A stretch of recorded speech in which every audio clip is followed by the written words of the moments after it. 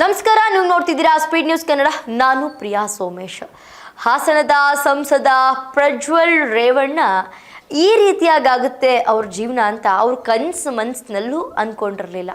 ಹೊರಗಡೆ ದಿಲ್ದಾರಾಗಿ ರಾಜಾರೋಷವಾಗಿ ಓಡಾಡ್ಕೊಂಡಿದ್ದಂತಹ ವ್ಯಕ್ತಿ ಇವತ್ತು ಅಯ್ಯೋ ದೇವ್ರೆ ನನ್ನ ಕೈಲಿ ಆಗ್ತಾ ಇಲ್ಲಪ್ಪ, ಭಯ ಆಗ್ತಿದೆ, ಪರಪ್ಪನ ಅಗ್ರಹಾರದಲ್ಲಿ ಪ್ರಜ್ವಲ್ ರೇವಣ್ಣ ಪರದಾಟ ಆಗ್ತದೆ, ಜೈಲಿನಲ್ಲಿ ಏನಾಗಿದೆ ಹಾಗಾದರೆ, ಪ್ರಜ್ವಲ್ ರೇವಣ್ಣ ಯಾಕೆ ನನ್ನ ಕೈಲಿ ಆಗಲ್ಲ, ಭಯ ಆಗ್ತಿದೆ ಅಂತ ಯಾಕೆ ಹೇಳ್ಕೊಳ್ತಿದ್ದಾರೆ, ನನ್ನ ಕೈಲಿ ಆಗೋದೇ ಇಲ್ಲ ಜೈಲಿನಲ್ಲಿ ಇರೋದಕ್ಕೆ ಅಂತ ಯಾಕೆ ಹೇಳ್ಕೊಳ್ತಿದ್ದಾರೆ ಅಂತಂದರೆ, ಅಗ್ರಹಾರದಲ್ಲಿ ಅಂದರೆ ಪರಪ್ಪನ ಅಗ್ರಹಾರದಲ್ಲಿ ಪ್ರಜ್ವಲ್ ರೇವಣ್ಣ ಪರದಾಟ ಶುರುವಾಗಿದೆ.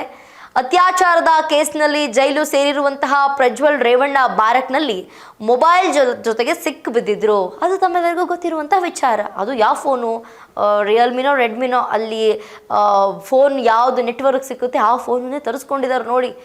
ಅಲ್ಲೆಲ್ಲ ಫೋನ್ ಯೂಸ್ ಮಾಡೋಂಗೆ ಇರಲ್ಲ, ನೆಟ್ವರ್ಕ್ ಎಲ್ಲ ಕಟ್ ಆಗಿರುತ್ತೆ. ಆದರೆ ಈ ಫೋನಿಗೆ ನೆಟ್ವರ್ಕ್ ಸಿಗುತ್ತೆ ಅಂತ ತರಿಸ್ಕೊಂಡಿದ್ದಾರೆ. ಫೋನು, ಚಾರ್ಜರು, ಒಂದು ಡೈರಿ, ಜೊತೆಗೆ ಪೆನ್ ಡ್ರೈವ್ ಇದೆಲ್ಲದು ಕೂಡ ಸಿಕ್ಕಿತ್ತು ಮೊನ್ನೆ ತಾನೆ.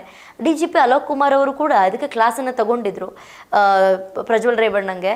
ನಿಮ್ಮಿಂದ ಇಡೀ ಇಲಾಖೆ ಮರ್ಯಾದೆ ಹೋಗಿದೆ, ಅದ್ರ ಜೊತೆಗೆ ನನಗೆ ಇಡೀ ವೃತ್ತಿ ಜೀವನದಲ್ಲಿ ಇಷ್ಟೊಂದು ಬೇಜಾರು ಯಾವತ್ತೂ ಆಗಿರಲಿಲ್ಲ, ಅಷ್ಟು ಬೇಜಾರಾಗಿದೆ ನನಗೆ ಅಂತ DGP ಅಲೋಕ್ ಕುಮಾರ್ ಅವರು ಕೂಡ ಹುಗ್ದಿದ್ದಾರೆ.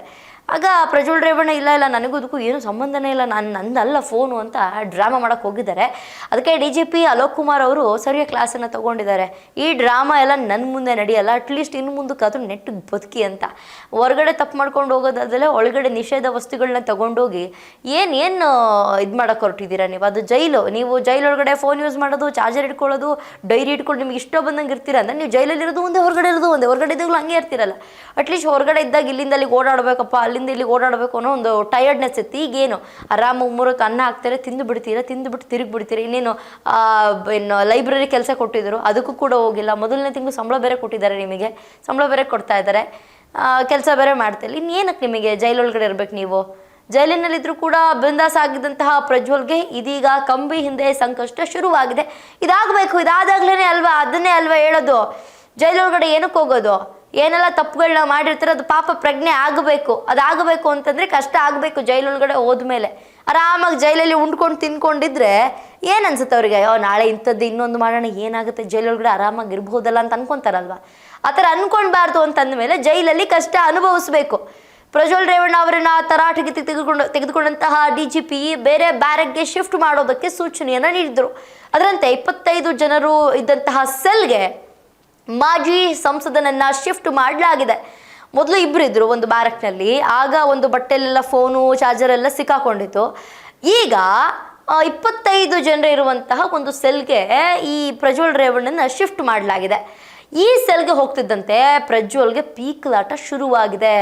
ಅಯ್ಯೋ ನನ್ನ ಕೈಲಿ ಆಗ್ತಿಲ್ಲಪ್ಪ ಸ್ವಾಮಿ ದೇವ್ರೆ ಅಂತ ಅಳಲನ್ನು ತೋಡ್ಕೊಂಡಿದ್ದಾರೆ. ಪ್ರಜ್ವಲ್ ಮೊಬೈಲ್ ಯೂಸ್ ಮಾಡ್ತಾ ಜೈಲಿನಲ್ಲೂ ಕೂಡ ಆರಾಮವಾಗಿದ್ದಂತಹ ಪ್ರಜ್ವಲ್ ರೇವಣ್ಣ ಅವರನ್ನ ಇದೀಗ 25 ಜನರಿರೋ ಸೆಲ್ಗೆ ಶಿಫ್ಟ್ ಮಾಡಲಾಗಿದೆ. ಈಗ ಮಾಜಿ ಸಂಸದ ಪ್ರಜ್ವಲ್ಗೆ ಹೊಸ ಸಮಸ್ಯೆ ಎದುರಾಗಿದೆ. ಹೊಸ ಬ್ಯಾರಕ್ನಲ್ಲಿ ಕೆಮ್ಮು, ಕಜ್ಜಿ ಕಾಯಿಲೆ ಇರೋ ಜನರಿದ್ದಾರೆ. ಇದೇ ಅಲ್ವಾ, ಇದನ್ನೇ ಕಷ್ಟ ಅಂತ ಹೇಳೋದು, ಇದನ್ನೇ ನೋಡಬೇಕು. ನಿಮಗೆ ಎಲ್ಲದಕ್ಕೂ ಕಷ್ಟ ಆಗಬೇಕು, ತಿನ್ನೋದಕ್ಕೂ, ಒಂದಕ್ಕೂ ಎರಡಕ್ಕೂ ಎಲ್ಲದಕ್ಕೂ ಕಷ್ಟ ಆಗಬೇಕು. ಆಗಲೇ ಇನ್ನೊಂದ್ಸತಿ ದೇವ್ರೆ ಇನ್ನೊಂದ್ಸಲ ಈ ಥರ ತಪ್ಪುಗಳನ್ನ ಮಾಡಲ್ಲಪ್ಪ ಅಂತ ಕೈ ಮುಗಿದು ಬೇಡ್ಕೊತೀರಾ. ಇನ್ನು ಮುಂದೆ ತಪ್ಪು ಮಾಡ್ತಿದ್ದವ್ರನ್ನ ನೋಡಿ ಅಯ್ಯೋ ಈ ಥರ ಎಲ್ಲ ಆಗುತ್ತೆ ಜೈಲಲ್ಲಿ, ತಪ್ಪು ಮಾಡಬೇಡಿ ಅಂತ ನೀವೇ 4 ಜನಕ್ಕೆ ಬುದ್ಧಿ ಹೇಳ್ತೀರಾ. ನೋಡಿ ಈಗ 25 ಜನ ಇದ್ದಾರಲ್ವ, ಅಲ್ಲಿ ಕೆಲವರಿಗೆ ಕೆಮ್ಮಿದೆ, ಕೆಲವರಿಗೆ ಕಜ್ಜಿ ಕಾಯಿಲೆ ಇದೆ. ಅದೇನಾದರೂ ಟಚ್ ಆದರೆ ಅಥವಾ ಅವರು ವಸ್ತುಗಳನ್ನೇನಾದ್ರು ಯೂಸ್ ಮಾಡಿದ್ರೆ ಅಥವಾ ಅವರು ಕೆಮ್ಮೋದ್ರಿಂದ ಇನ್ಫೆಕ್ಷನ್ ಆ ಥರ ಏನಾದ್ರು ಆದರೆ, ಯಾಕೆಂದರೆ ಇವರೆಲ್ಲ ತುಂಬ ತುಂಬ ಸ್ಟ್ಯಾಂಡರ್ಡಿಗೆ ಬದುಕಿರ್ತಾರಲ್ವ ಹೊರಗಡೆ.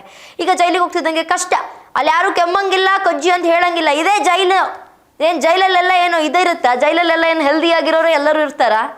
ಇದನ್ನೇ ಹೇಳೋದು ಜೈಲು ಅಂತ ಹೇಳ್ಬಿಟ್ಟು. ಕಜ್ಜಿ ಕಾಯಿಲೆ ಎಲ್ಲ ಇದೆ, ನನಗಿಲ್ಲಿರೋದಕ್ಕೆ ಆಗ್ತಾ ಇಲ್ಲ ಅಂತ ಹೇಳ್ಬಿಟ್ಟು ಅಳಲನ್ನು ತೋಡ್ಕೊಂಡಿದ್ದಾರೆ ಪ್ರಜ್ವಲ್ ರೇವಣ್ಣ. ನನ್ನ ಬ್ಯಾರಕ್ನಲ್ಲಿರುವವರಿಗೆ ಕೆಲವರಿಗೆ ಕಜ್ಜಿ ಇದೆ, ಕೆಮ್ಮಿದೆ, ಕಾಯಿಲೆ ಇದೆ, ನನಗೂ ಕೂಡ ಸೋಂಕು ಹರಡಬಹುದು ಅನ್ನುವಂತಹ ಭಯ ಇದೆ ನನಗೆ, ತಕ್ಷಣ ನನ್ನನ್ನು ಬೇರೆ ಸೆಲ್ಗೆ ವರ್ಗಾಯಿಸಿ ಅಂತ ಅತ್ಯಾಚಾರ ಪ್ರಕರಣದ ಕೈದಿ ಹಾಗೂ ಮಾಜಿ ಸಂಸದ ಪ್ರಜ್ವಲ್ ರೇವಣ್ಣ ಪರಪ್ಪನ ಅಗ್ರಹಾರ ಜೈಲಿನ ಅಧಿಕಾರಿಗಳಿಗೆ ಮನವಿ ಮನವಿಯನ್ನ ಮಾಡಿದ್ದಾರೆ ಅಂತ ತಿಳಿದು ಬಂದಿದೆ. ಈ ಮನವಿಗೆ ತಕ್ಷಣಕ್ಕೆ ಯಾವುದೇ ಕ್ರಮವನ್ನು ಜರುಗಿಸಲು ಸಾಧ್ಯವಿಲ್ಲ. ಯಾಕಂತಂದ್ರೆ ಈಗ ಬ್ಯಾರಕ್ನೆಲ್ಲ ಸರ್ಚ್ ಮಾಡಿದಾಗ ಫೋನು ಗೀನು ಎಲ್ಲ ಸಿಗ್ದಲೆ ನ್ಯಾಯವಾಗಿ ಇದ್ದಿದ್ದಿದ್ರೆ ಏನು ಲೈಬ್ರರಿ ಕೆಲಸ ಕೊಟ್ಟಾಗ ಬಾಯಿ ಮುಚ್ಕೊಂಡು ಲೈಬ್ರರಿ ಕೆಲಸ ಮಾಡಿದ್ದಿದ್ರೆ ಅಟ್ಲೀಸ್ಟ್ ನಿಮ್ಮನ್ನ ಮಾತನ್ನ ಯಾರಾದ್ರೂ ಕೇಳಿರೋರೇನೋ, ಅಟ್ಲೀಸ್ಟ್ ಬೇರೆ ಒಂದು ಸೆಲ್ಲಿಗೆ ಹಾಕಿರೋರೇನೋ, ಒಂದು ಒಬ್ರಿರೋ ಸೆಲ್ಲಿಗೆ ಹಾಕಿರೋರೇನೋ, ಒಳ್ಳೆ ಸೆಲ್ಲಿಗೆ ಯಾವುದಕ್ಕಾದ್ರು ಹಾಕಿರೋರು. ನೀವು ಜೈಲಿಗೆ ಹೋದ್ಮೇಲೆ ರಾಜಾರೋಷವಾಗಿ ಅಲ್ಲೂ ಕೂಡ ಇದ್ದೀರಾ, ಆರಾಮಾಗಿ ಕೆಲಸ ಮಾಡಿಲ್ಲ, ಲೈಬ್ರರಿ ಕೆಲಸ ಸಂಬಳ ಇಸ್ಕೊಂಡ್ರಿ ಲೈಬ್ರರಿದು. ನಿಮ್ಮ ಮನೇಲಿ ಎಷ್ಟೇ ಕೋಟಿ ಇರಲಿ ಬಿಡಿ, ಆದರೆ ನಿಮಗೆ ಜೈಲೊಳಗಡೆ ಸಂಬಳ ಕೊಡೋದಿದೆಯಲ್ಲ ಸಖತ್ ಮ್ಯಾಟ್ರ್ ಆಗುತ್ತೆ. ಏನೋ ಒಂದು ಸಂಬಳ ಕೊಟ್ಟಿದ್ದಾರೆ ತಗೊಂಡಿದ್ದೀರಾ. ಆದರೆ ಲೈಬ್ರರಿ ಕೆಲಸ ಎಷ್ಟು ದಿನ ಮಾಡಿದ್ರಿ, ಎಷ್ಟು ದಿನ ಹೋಗಿ ಬುಕ್ ಜೋಡಿಸಿದ್ರಿ, ಅದನ್ನೂ ಮಾಡಲಿಲ್ಲ. ಕೊನೆಯದಾಗಿ ಬ್ಯಾರಕ್ನ ಹುಡುಕ್ದಾಗ ಏನು ಸಿಕ್ತು? ನಿಷೇಧ ವಸ್ತುಗಳು, ಫೋನು, ಚಾರ್ಜರು, ಪೆನ್ ಡ್ರೈವು. ನಿಮ್ಗೆ ಇವನ್ನೆಲ್ಲ ಯಾರು ಒಳಗಡೆ ತಂದು ಕೊಟ್ಟಿದ್ದು? ಇದನ್ನೆಲ್ಲ ತೊಗೊಂಡೋಗಿ ಇಟ್ಕೊಂಡು ಯೂಸ್ ಮಾಡಿದಿರಲ್ವ. ಫೋನಲ್ಲಿ ಅಣ್ಣ ಹೀರೋ ಥರ ಮಾತಾಡ್ತಿದ್ರಿ ಗೊತ್ತಾ, ನೀವು ನೆನಪಿದೆಯಾ ಅದು? ಆ ಫೋನಲ್ಲಿ ಮಾತಾಡುವಾಗ ಯಾರೊಬ್ರು ವಿಡಿಯೋ ಮಾಡಿ ಕೂಡ ಅದನ್ನು ಅಪ್ಲೋಡ್ ಮಾಡಿದ್ದಾರೆ. ಇದೆಲ್ಲ ಮಾಡಿದ್ಮೇಲೆ ನೀವು ಕೇಳ್ತಿದ್ದಂಗೆ ನನಗೆ ಆ ಬ್ಯಾರಕ್ ಬೇಡ, ಈ ಬ್ಯಾರಕ್ ಬೇಕು, ಇದು ಬಿರಿಯಾನಿ ಬೇಡ, ನನಗೆ ಅದು ಬೇಕು ಇದು ಬೇಕು ಅಂತ ಕೇಳಿದ ತಕ್ಷಣ ಯಾವುದು ಕೂಡ ಕ್ರಮ ಜರುಗಿಸೋದಕ್ಕೆ ಸಾಧ್ಯ ಇಲ್ಲ. ಮುಂದಿನ ದಿನಗಳಲ್ಲಿ ಪರಿಶೀಲಿಸಿ ಕ್ರಮವನ್ನು ಜರುಗಿಸುವುದಾಗಿ ಜೈಲಿನ ಅಧಿಕಾರಿಗಳು ಸಮಜಾಯಿಷಿಯನ್ನು ನೀಡಿದ್ದಾರೆ ಅಂತ ಮೂಲಗಳಿಂದ ಮಾಹಿತಿ ನೀಡಿದೆ. ಇತ್ತೀಚೆಗೆ ಕೈದಿ ಪ್ರಜ್ವಲ್ ರೇವಣ್ಣ ಅವರ ಸೆಲ್ನಲ್ಲಿ ಮೊಬೈಲ್ ಪತ್ತೆಯಾಗಿ ಕಾರಾಗೃಹ ಮತ್ತು ಸುಧಾರಣಾ ಇಲಾಖೆಗೆ ಭಾರೀ ಮುಜುಗರ ಉಂಟು ಮಾಡಿತ್ತು. ಪ್ರಕರಣದ ಬಳಿಕ ವಿಶೇಷ ಭದ್ರತಾ ವಿಭಾಗದ ಬ್ಯಾರಕ್ನಲ್ಲಿ ಸಾಮಾನ್ಯ ಕೈದಿಗಳ ಬ್ಯಾರಕ್ಗೆ ಅವರನ್ನ ಅಧಿಕಾರಿಗಳು ಸ್ಥಳಾಂತರಿಸಿದ್ರು. ಈಗ ಸಾಮಾನ್ಯ ಕೈದಿ ಜೀವನ ನಡೆಸೋದು ಸಂಕಷ್ಟ ಎದುರಾಗಿದೆ. ಇವರಿಗೆಲ್ಲ ಗೊತ್ತಿಲ್ಲ ಅಲ್ಲ ಸಾಮಾನ್ಯವಾಗಿ ಹೆಂಗ್ ಜೀವನ ನಡೆಸೋದು ಅಂತ ಹೇಳ್ಬಿಟ್ಟು ಈ ಕಷ್ಟ ಎದುರಾಗಿದೆ. ಸೆಲ್ನಲ್ಲಿ ಒಬ್ರಲ್ಲ ಇಬ್ರಲ್ಲ 25 ಜನ ಇದ್ದಾರೆ. 25 ಜನ ಎಲ್ಲರಿಗೂ ಸೇರಿ ಒಂದೇ ಶೌಚಾಲಯ ಬಳಸಬೇಕಿದೆ. ನನಗೆ ಈ ಬ್ಯಾರಕ್ ವಾತಾವರಣ ಹೊಂದುತ್ತಾ ಇಲ್ಲ, ನನಗೂ ಸಹ ಕೈದಿಗಳಿಂದ ಸೋಂಕು ಹರಡುವ ಭೀತಿ ಇದೆ ಅಂತ ಪ್ರಜ್ವಲ್ ರೇವಣ್ಣ ಜಿಲ್ಲಾಧಿಕಾರಿ ಬಳಿ ಹೇಳಿದಾರಂತೆ. ಮೊಬೈಲ್ನಲ್ಲಿ ಮಾತನಾಡಿರುವ ವಿಡಿಯೋ ಹಳೆಯದ್ದು. 2024 ಸೆಪ್ಟೆಂಬರ್ 24ರಂದು ನನಗೆ ರೌಡಿ ಭರತ್ ಯಾರೋ JDSನವರು ನಿಮ್ಮ ಜೊತೆ ಮಾತನಾಡಬೇಕಂತೆ ಅಂತ ಮೊಬೈಲ್ ಕೊಟ್ಟಿದ್ದ ಅಂತ ಪ್ರಜ್ವಲ್ ಹೇಳಿರುವುದಾಗಿ ತಿಳಿದು ಬಂದಿದೆ. ನನ್ನ ಬ್ಯಾರಕ್ ಮೇಲೆ CCB ದಾಳಿ ಹಿಂದೆ ಸಂಚನ್ನು ರೂಪಿಸಿರುವ ಶಂಕೆ ಕೂಡ ಇದೆ. ದಾಳಿಗೂ 1 ಗಂಟೆ ಮುನ್ನ ನನ್ನ ಸೆಲ್ಗೆ ಸಹ ಕೈದಿ ಪ್ರತಾಪ್ ರಾಯ್ ಮೊಬೈಲ್ ತಂದಿಟ್ಟಿದ್ದಾನೆ. ನನಗೂ ಆ ಮೊಬೈಲ್ಗೂ ಸಂಬಂಧ ಇಲ್ಲ, ಬೇರೆಯೊಬ್ಬ ತಂದಿಟ್ಟಿರೋದು. ಮೊಬೈಲ್ ಸಿಕ್ಕಿದ್ದು ನೋಡಿ ನನಗೂ ಅಚ್ಚರಿ ಆಯಿತು, ನನಗೆ ಮೊಬೈಲ್ ಸಂಗತಿ ಗೊತ್ತಿಲ್ಲ ಅಂತ ಕಾರಾಗೃಹ ಅಧಿಕಾರಿಗಳ ಮುಂದೆ ಪ್ರಜ್ವಲ್ ರೇವಣ್ಣ ಗೋಳಾಡಿದ್ದಾರೆ ಅನ್ನಲಾಗ್ತಾ ಇದೆ. ನನಗೂ ಈ ಫೋನಿಗೂ ಸಂಬಂಧ ಇಲ್ಲ, ಮಿಡಲಲ್ಲಿ ಯಾರೋ ಒಬ್ರು ಸೆಲ್ ಒಳಗಡೆ ಬಂದರು, ಅವ್ರು ತಂದಿಟ್ಟಿರೋದು ಫೋನನ್ನ. ಕಳ್ಳ ಸಿಕ್ಕಾಕೊಂಡಾಗ ಇನ್ನೇನು ಮಾಡಿದ್ದು ನಾನಲ್ಲ, ಅದೇನೋ ಬಾಳೆಹಣ್ಣನ್ನು ತಿಂದು ಸಿಪ್ಪೆನ ಬೇರೆಯವ್ರ ಮೂತಿಗೆ ಹೊರಿಸಿದ್ರಂತ ಇದ್ರ ಕತೆ.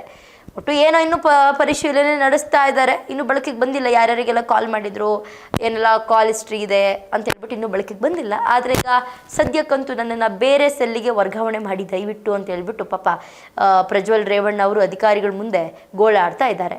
ನೋಡಬೇಕು ಇಷ್ಟೆಲ್ಲ ಮಾಡಿರೋ ತಪ್ಪುಗಳಿಂದ ಏನಾದರೂ ಬೇರೆ ಸೆಲ್ ಕೊಡ್ತಾರಾ ಅಥವಾ ಸದ್ಯಕ್ಕೆ 25 ಜನ ಇರುವಂತಹ ಸೆಲ್ನೆಲ್ಲ ಇರಿಸ್ತಾರಾ, ಕಾದು ನೋಡಬೇಕು. ಇದಾಗಿತ್ತು ಇವತ್ತಿನ ವಿಶೇಷ. ನೋಡ್ತಾ ಇರಿ ಸ್ಪೀಡ್ ನ್ಯೂಸ್ ಕನ್ನಡ. ಸುದ್ದಿ ನಿಮ್ಮದು, ವೇಗ ನಮ್ಮದು.